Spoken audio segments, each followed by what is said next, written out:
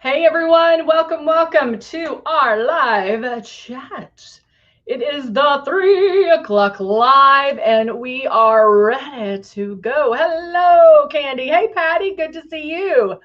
All right, so this one we're going to talk about staying matte. I think I labeled it on one, but we ended up talking about something different. And so I want to talk to you guys about the different options for that. Because again, we have a ton of products. And so depending on the look that you're wanting or the, what kind of finish on foundation, we even have matte foundation. And there are other things that we can do, and I'm going to show you what we can do. All right, so what I want to do first, I am going to use the CC concealer in light beige. I'm almost out, so I need to shake that up a little bit. And then I think I'm going to use the matte bronzer. So we're going to keep it in that matte theme. I loved my eyes using the Lion King palette, and so I'm going to leave the eyes on. And then what will I do with it? I don't know. I might use an Airbrush Blush, or I might use I have Charming out, so I might use that one too. So we'll have to see. All right, so first what I'm going to do, because normally I would go straight into airbrushing. My face is already moisturized. I already have my, I put some moisturizer on there. And now I'm going to powder. There you go. This will help keep you matte if you powder first and then airbrush over it. Now, what's great about our powder is it's finely milled, so it's not going to settle into wrinkles and crinkles, which is great. And so that's why you do have this option. You can do it now. I actually like the look of it better when I powder first and then airbrush over it. Now, the other thing you need to try is our Velvet Veil. Velvet Veil is a primer that goes on before the foundation, before airbrushing. A little bit goes a long way. And what I end up doing is I take this out and then I just put it on like that. I feel like I have a little bit more control over it, what goes on. But like I said, a little bit goes a long way. So you'll put it on, you can put it all over the face or just in those problem areas. Now, what's great about it is it's not only going to help keep you matte, but it's going to blur fine lines and wrinkles, even redness, imperfections, all of that. So it's pretty amazing stuff, but you will want to airbrush over that. So now I'm going to take my translucent powder and powder on my face. Now, again, this is something you can do in your T-zone, in certain areas, or put it all over. That is up to you. Now I'm going to take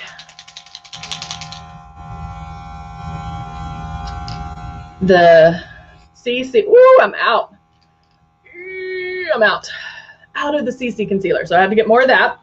And I'm going to airbrush underneath my eyes to cover my dark circles, to even out my skin tone. Because remember, that's what we're doing with the concealers and the foundation. Now, I also only have to use this where I have issues, where what I want to hide. So I can keep focusing on those areas. All right. I think that gives me the look. You can already tell how it evens out, starts to even out that redness. Now, I'm taking the matte bronzer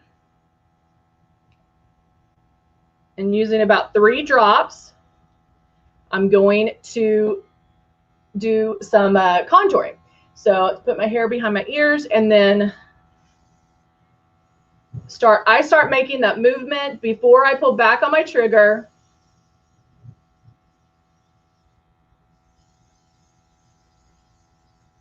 And I want you guys to, when you're doing this, you'll feel it, but also listen for it, because I can tell you when product is being released as well, because I can hear it. So again, pulling back way light on the trigger. Oh, awesome, Candy.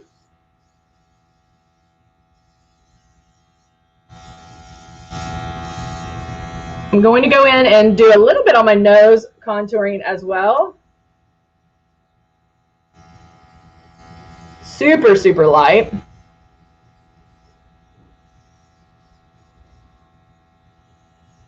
But again, I haven't done the foundation yet, so I can blend all of that.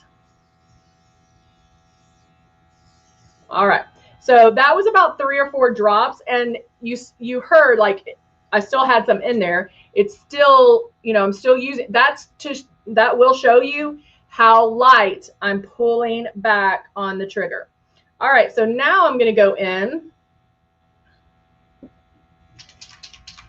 I'm looking, I'm going to try to use, I'm going to use the matte shade 3. And again, what the matte foundation is going to do is help keep you matte. So if you are, it helps control the oil. But if you like that matte look, it's not going to leave a dewy finish. It's going to leave a very matte finish. Starting in one area, making my passes.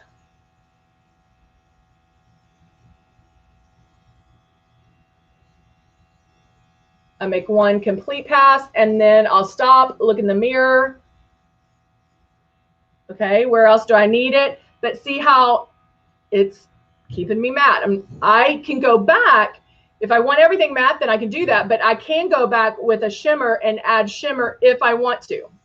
But that way you have control over where your shimmer is. And so again, if you get, you know, oily or shiny during the day, you won't have to worry about that as much with this. And plus the fact I did powder, if you did the velvet veil beforehand, you wouldn't have to worry about it as much. All right, so let's go ahead and I'm going to do Charming Blush. To add, I feel like I'm doing a lot of browns, so I want to add a little bit of pink to my cheeks.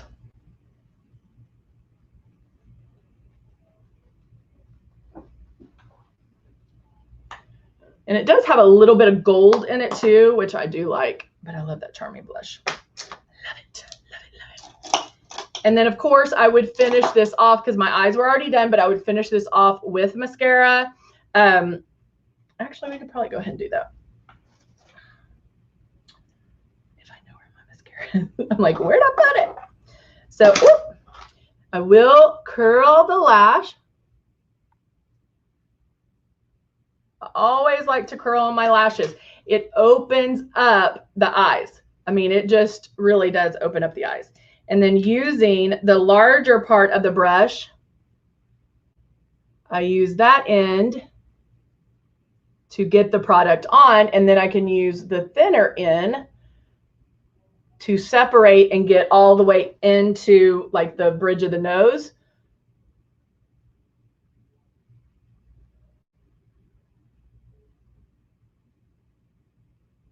And straightening these lashes.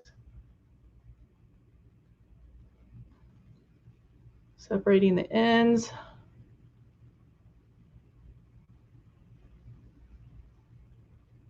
I'm making my mascara face.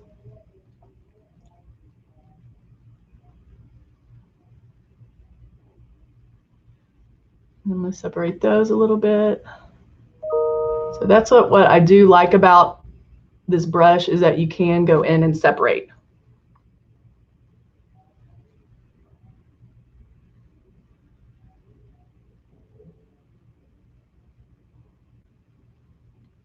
All right.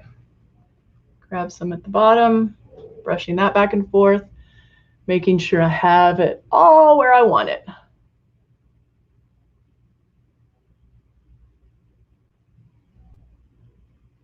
Get it all the way inside, right, like that.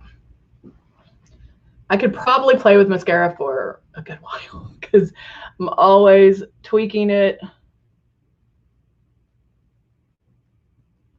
That's why I say sometimes it is easier just to slap on some lashes, because then I don't sit there and like try to separate every single one.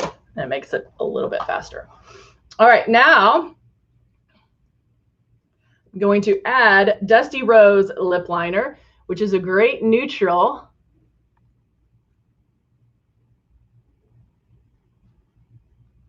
And these are so creamy. They really just glide on, and I can do it right at the edge of my lip. And it will make my lips look a little bit bigger. But I'm not putting any space between the line of my lip and the actual liner.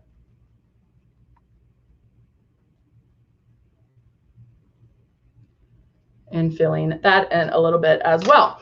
And so again, I can top this off with a lip topper, a lipstick, whatever I need to.